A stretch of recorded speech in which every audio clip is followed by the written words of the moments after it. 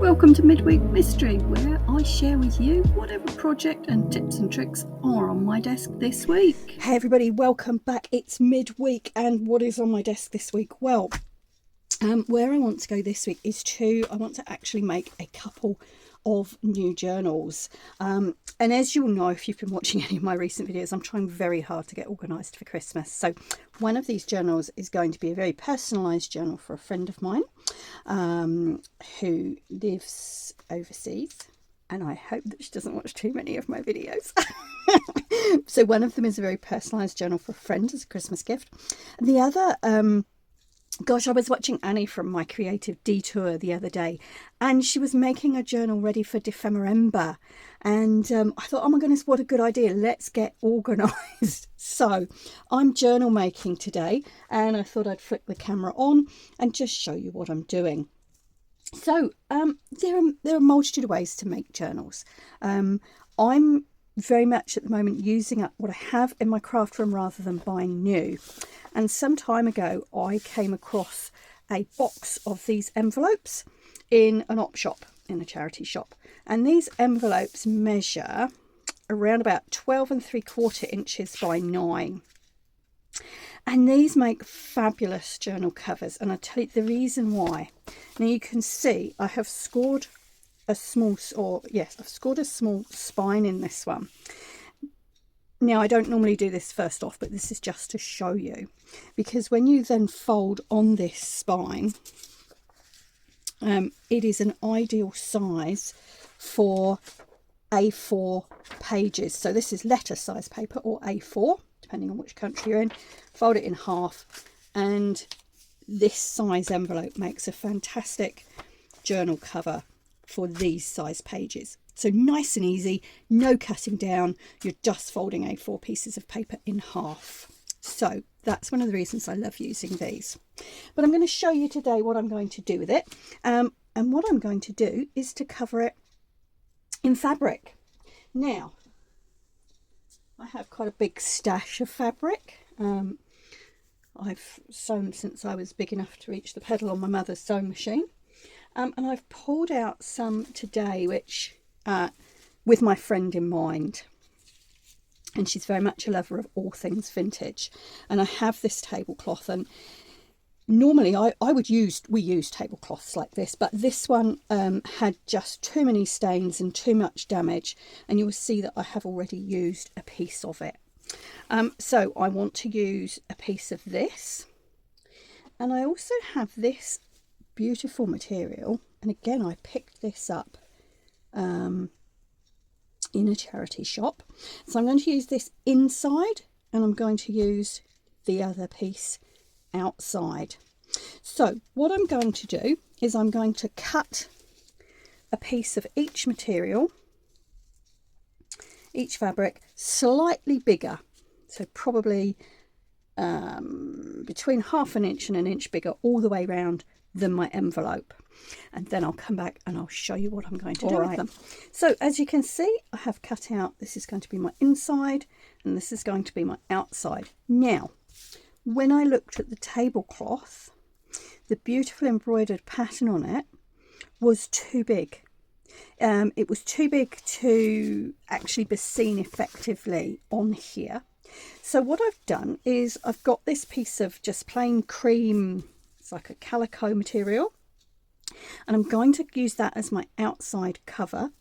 And what I have done is to cut some of the elements of that tablecloth from it, and I'm going to use those. I'm going to use these on the cover with a sort of a layered effect. I can't find my words today. Okay, so that's where I'm going. So we've got that, and we're going to use those beautiful elements off the tablecloth on the front. Now, I have debated whether to stitch these to the calico before I put it on, and you could choose to do that. You know, I've seen a number of people who actually decorate their fabric first and then put it onto their journal. For this one, I'm not going to. I'm going to do something with it once it's on the journal. All right, so this is going to be my outside. This is going to be my inside. As you can see, I've got a big sheet of plastic down because this does get a little bit messy. Now, I normally prefer matte gel medium. I'm actually on the last little bit of what I have, but I do have Mod Podge, and this is the matte Mod Podge. And so, as I say, I'm in the process of using up what I have in my craft room at the moment, and so we are using Mod Podge. It doesn't make a massive difference, I have to say. Both work equally as well, and if you don't have either, you can use PVA glue for this. I really am all about using what you have. Don't go buy lots of special things. Particularly, you know, if you're sticking to the true spirit of junk journaling. The true spirit of junk journaling is really using, you know, found objects and what you have. But that's a whole, I've discovered that's a whole quite quite emotive debate for some people, so we maybe won't go there today. Right, this is going to be the inside, so I want this piece of fabric, and this is directional, so I'm just having a look this way.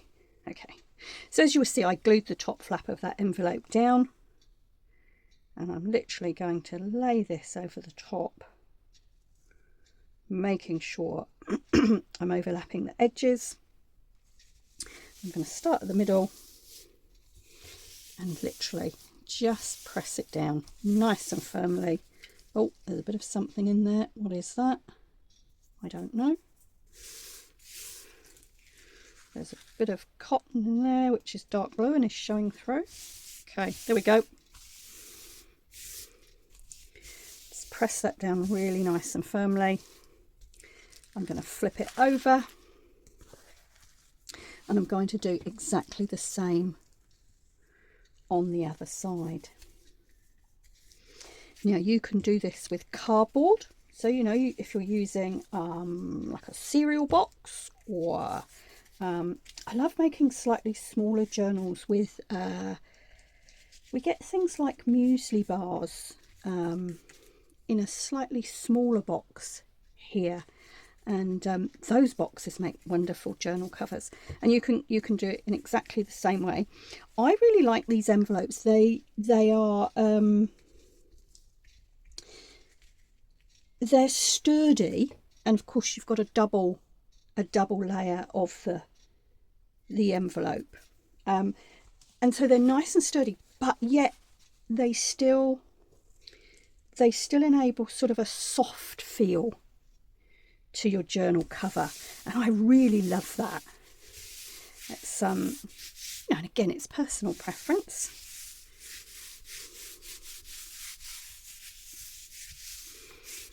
There we go. Now, you will notice I didn't bother ironing this before I put it on, and again, that's because I like all these little wrinkly look bits. If you want a smoother look, please do iron your fabric before you stick it down. Let me show you something.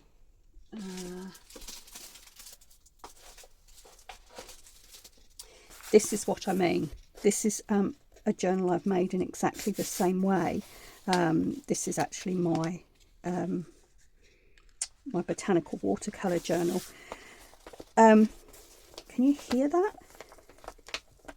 It's got the lovely, it's firm enough to make a nice protective cover, and yet it's still got that lovely soft feel. Anyway, that's what we're making. Right. I need to leave this to dry now. And once it's dry, I'm going to trim around the edge. Oh, I'm going to trim around the edge of my envelope, and then I'm going to stitch around it on my sewing machine. Now again, you don't have to do that. It's just a look that I like. So once that's dry and I've done that, I will come back and we'll see how we're going to decorate the cover, and hopefully we'll have time to do that and to put some signatures in today as well. All right, this is not quite dry, but I just wanted to show you something. I was looking for some bits and pieces to create a topper, which is the word I couldn't think of earlier, to go on the front cover.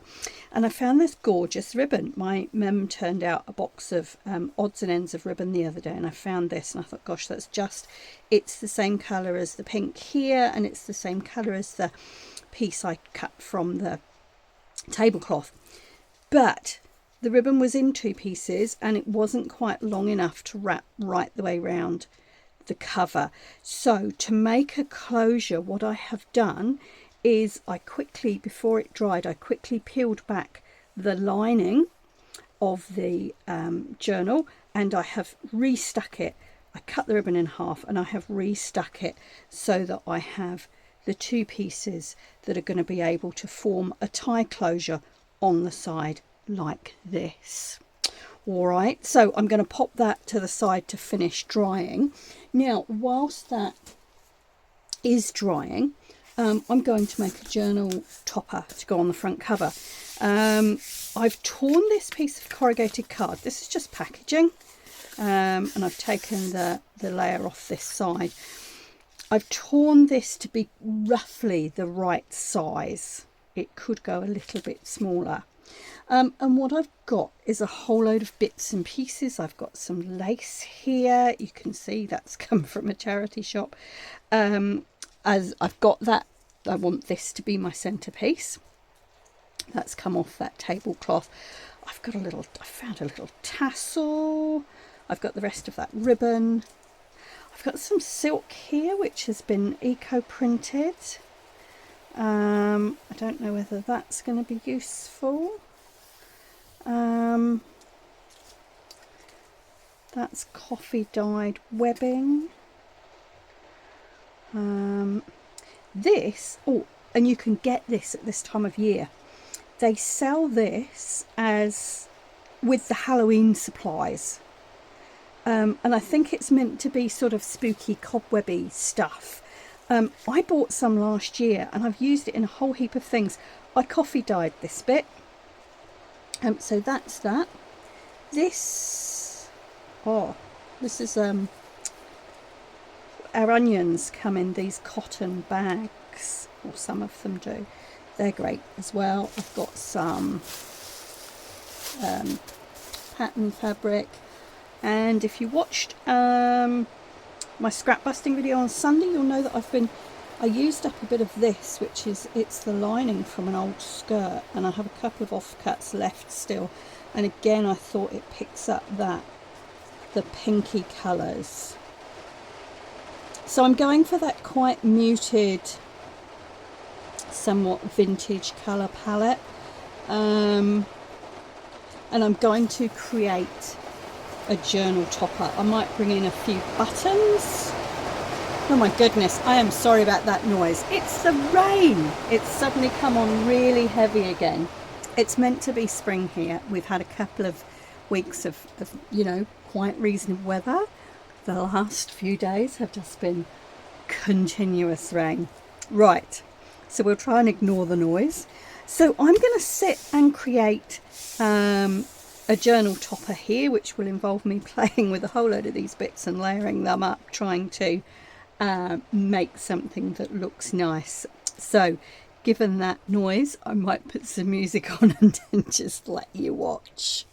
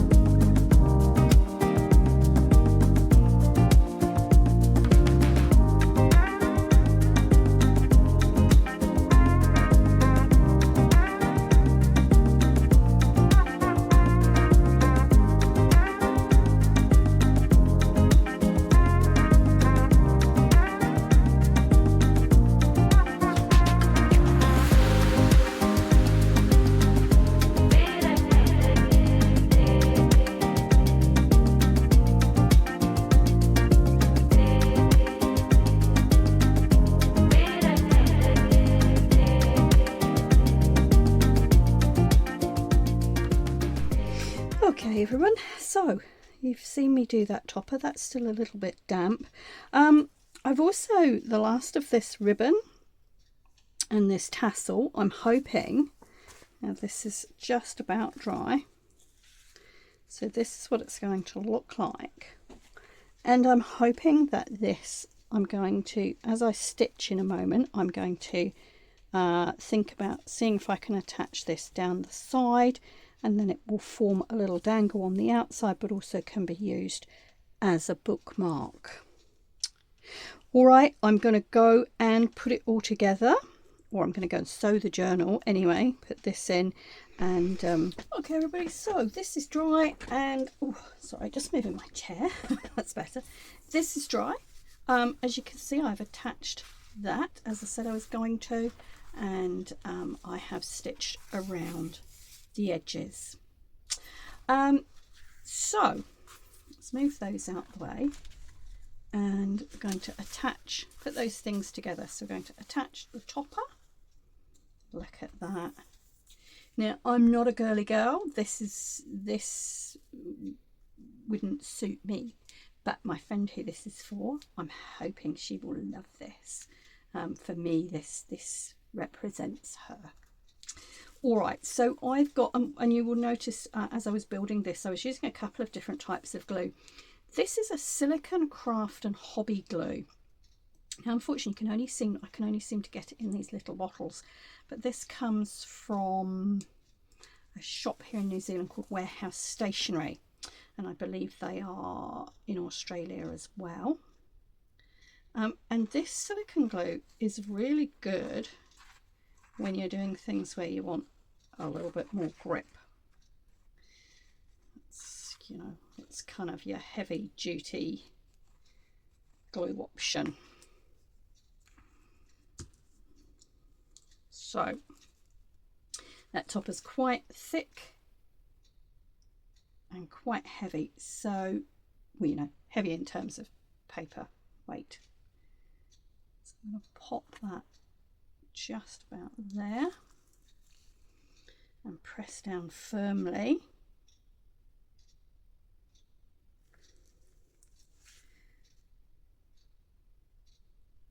And I'm actually going to pop that under a heavy book for just a couple of minutes, because this this silicone glue dries really quickly.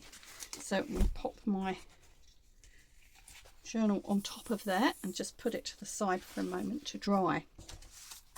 And I'm going to put the lid on that before I forget. Okay, I have created 2 signatures because this isn't, I don't want this to be a hugely fat journal. I am going to decorate some of the pages, but I want to leave lots of space for writing and for journaling in this one. So I've created 2 signatures, and as you saw before, all I have done is A4 size paper, fold in half. So here I've got, I did cut down a music sheet here. So we've got some cream coloured paper. There's a sort of a khaki piece. Put some nice cream vellum here, which I'm hoping to do something interesting with. So that's that one, and I've just got, I think, 5 sheets, did I say that? Now this second signature, I've actually taken another one of those envelopes that you saw me making. Hang on, I will pull one out, there's a stash here. I have taken another of these envelopes and I have folded it in half, and I've trimmed it down this side and across the top to create this page, or these pages here. And so what I'm intending to do with these, I love using these because you can fold down like this and create quite a sturdy pocket. And as I said, these are quite sturdy paper. So I'll be doing something with that. What else have I got in here? Some more of the cream, another bit of vellum. Oh, probably my last sheet of coffee dye paper. I need to do some more coffee dyeing. And a lovely sort of gold piece for the middle there. So 2 quite small signatures. As I say, this is I don't want this to be a big bulky journal. So I'm going to put those in with a 3-hole pamphlet stitch, which I'm not going to talk about in too much detail, but somebody saw my video the other day and asked me what this is. This is made from balsa wood, which is a very light, soft wood. It is 2 pieces of wood. I'll put the measurements in the description box below. Sorry, as you've probably heard, my phone went. Okay, so I'll put the measurements for this in the description box below. But basically this is 4 pieces of balsa wood glued together. And I use this when I'm punching holes in my signatures. And so my signatures go in here, and I'm just looking for a little clip. So I would clip my signatures together like this. They go in here.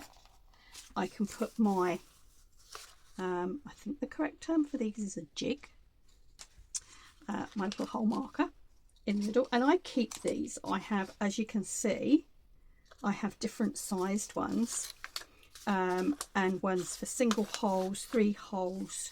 This one can be single or double. So these I use to mark where my holes go. It means I don't have to measure every time. So what you will see is that this is the same length, and I have got 3 holes evenly marked there. And I use this, which is my Cricut weeding tool, and I've got the fold of my signature in the bottom of this V, and I can literally just pop the holes through. Because the balsa wood is nice and soft, the point of whatever you use, whether you use an awl or something like this, your point will go through into the wood. So that's one signature done.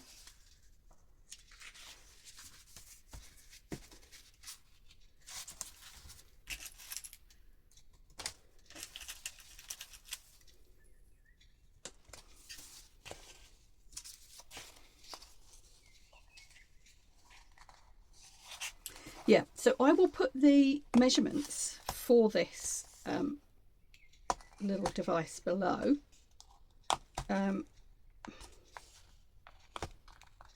They're incredibly easy to make and incredibly useful. All right, I've got the holes in my 2 signatures. Now let's rescue my cover, because that should have dried by now. Okay, yep, that's pretty firmly fixed. So again, I can pop this in here, and I'm going to use the same little template, but you can see I've got the 2 holes spaced evenly as well, and I know that they're going to be about the right width for this cover and this spine. Okay, what I'm doing, just to make this really crystal clear so that I don't confuse you, I'm going to line up those center holes with the center of my spine. I'm going to do that like this. Now, when I showed you this envelope first off, I said to you, I don't normally score my spine before I put these together. And I've made loads of these covers. But actually, I found it works really well, because I can still see the score lines, and it's going to show me where the spine is. But what I have done is I've gently creased that center line so that I can line this up. And obviously my cover is bigger, so I'm going to eyeball this template into the center. Can you see it better like that?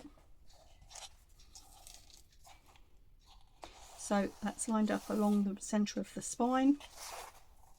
And what I'm going to do now is to go through those holes each side.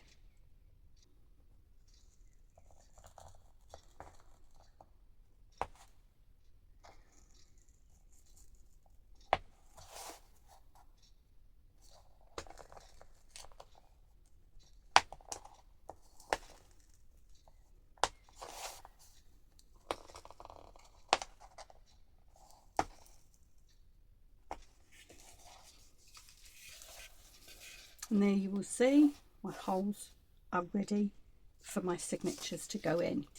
Now, I'm not really teaching you how to do the 3-hole pamphlet stitch here. There are lots of videos with very detailed instructions on how to do this.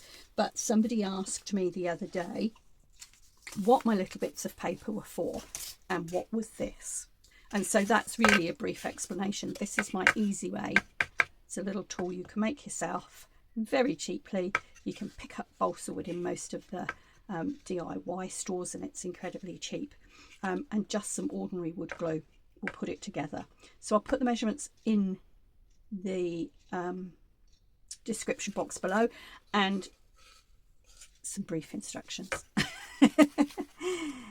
These little templates or jigs, once you've learned how to do 3-hole pamphlet stitch, I would just suggest you make yourself a few, or as you make one for a journal, hang on to it, because the chances are you'll do one again that's the same size with the same number of signatures. So you can see this one's measured out for 3, and use graph paper because it's easier. All right, that's probably confused you completely. I am going to put my signatures in, and then we'll come back and